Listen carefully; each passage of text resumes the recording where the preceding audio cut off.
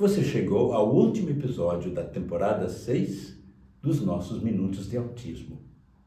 O nosso tema nesta temporada foi o preparo de pessoas autistas para a vida adulta e especialmente para o trabalho. Neste episódio de encerramento, a professora Hilde de Klerk dá algumas dicas importantes sobre como ensinar habilidades de leitura. Para falar sobre o ensino passo a passo de habilidades de leitura, vou tomar como referência o livro vermelho do Tasks Galore. Ele apresenta muitas atividades adaptadas que podem ser usadas para ensinar essas habilidades. Por exemplo, classificar formas geométricas, classificar letras, nomear letras, classificar palavras. Primeiro, palavras com grandes diferenças visuais e depois palavras com diferenças menores. Juntar palavras com imagens. Juntar palavras com palavras. Colocar palavras na agenda diária. E se usarmos palavras na agenda, temos que ter certeza de que a pessoa entende o que significam.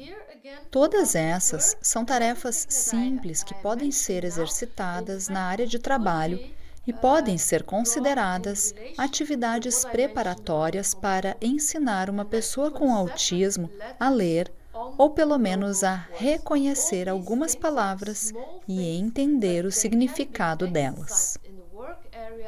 Outros exercícios possíveis são colocar palavras nas imagens, juntar letras grandes com letras pequenas, ler palavras e pegar os objetos nomeados. Aqui caminhamos em direção ao significado. Observar a palavra e preencher as letras que faltam. Não se trata apenas de percepção, embora esse possa ser o caso. Mas, se começarmos com variedades de palavras, vamos ver se a criança ou o adulto com autismo é capaz de preencher as letras que faltam. Quando pensamos em atividades preparatórias para a leitura, não podemos esquecer a funcionalidade. Às vezes, quando ensinamos uma pessoa a ler, vemos que tecnicamente ela é capaz de ler ou de reconhecer palavras, mas não é capaz de usar essa habilidade na vida diária para fazer algo com elas. Se a pessoa é capaz de ler e compreender uma palavra, por exemplo, janta, e nós colocamos essa palavra na agenda diária dela, isso é funcional. Se ela consegue pedir algo usando um cartão contendo uma palavra, isso é funcional. Mas só ensinar a pessoa com autismo a ler sem lhe dar a oportunidade de usar as palavras de maneira funcional é inútil. Temos que ter cuidado, e Jim Sinclair, uma pessoa com autismo de alto funcionamento, também chama a atenção para isso. Porque pessoas com autismo não fazem conexões automaticamente.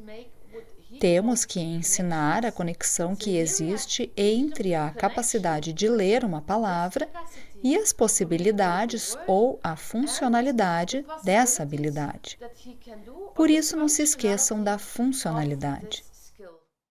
Outro exemplo, se a pessoa foi ensinada a usar dinheiro de brinquedo, não quer dizer que vai entender o dinheiro de verdade.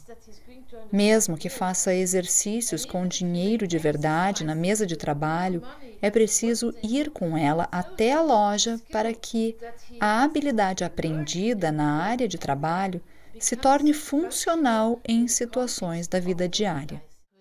Falei bastante sobre habilidades técnicas, o trabalho em si. Se o trabalho for visualizado com clareza e for adaptado ao nível de compreensão da pessoa, normalmente não haverá dificuldades. Às vezes, pode haver dificuldades no contexto de trabalho, Mas, neste caso, elas se devem, entre outros, a dificuldades de comunicação, dificuldades de interação social com colegas ou com o chefe, comportamentos estereotipados, resistência a mudanças. A pessoa não gosta de fazer um trabalho diferente do previsto. Comportamentos de estresse ou problemas de concentração ou distração. Muitas dessas dificuldades podem estar relacionadas ao fato de que o adulto com autismo tem o que chamamos de comportamento social inadequado. Ele não entende as emoções dos outros, não entende as intenções dos outros, prefere ficar sozinho, não faz contato visual durante as conversas, não entende as regras sociais e tem dificuldades com a comunicação funcional. Por exemplo, ele não tem uma comunicação espontânea, fala demais. Tem fala, mas ela não é funcional, é repetitivo na comunicação, é muito literal, compreende as coisas de forma demasiadamente literal, não tem uma comunicação recíproca. Tudo isso se soma às dificuldades de entender, por exemplo, comunicação não verbal como a entonação, as expressões faciais, a postura corporal, a distância que se deve manter ao falar com alguém. Esses fatores todos podem ser difíceis para a pessoa com autismo. Quando o trabalho for bem organizado e bem visualizado, tudo o que tem a ver com habilidades e comportamentos de trabalho pode ser muito bem compreendido pela pessoa com autismo. Os problemas, se houver, estarão ligados à comunicação, especialmente à comunicação funcional e à interação social. Retomando, as primeiras habilidades relacionadas ao trabalho são as habilidades técnicas. Se essa parte for bem organizada, não há problema para a maioria das pessoas com autismo. As habilidades de comunicação e interação social são as áreas que podem gerar dificuldades. Quando há problemas, eles quase sempre têm a ver com as habilidades interpessoais. Por isso, é importante trabalhar as habilidades interpessoais também com as crianças. Elas serão necessárias ao longo do desenvolvimento e, sobretudo, na idade adulta e em situações de trabalho.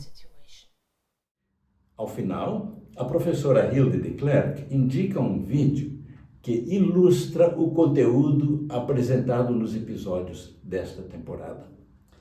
E nele, Ron Larson mostra um pouco da rotina dos funcionários, todos pessoas com autismo, dos funcionários que trabalham na oficina, onde são fabricadas, montadas, embaladas as caixas de atividades mencionadas nos últimos episódios.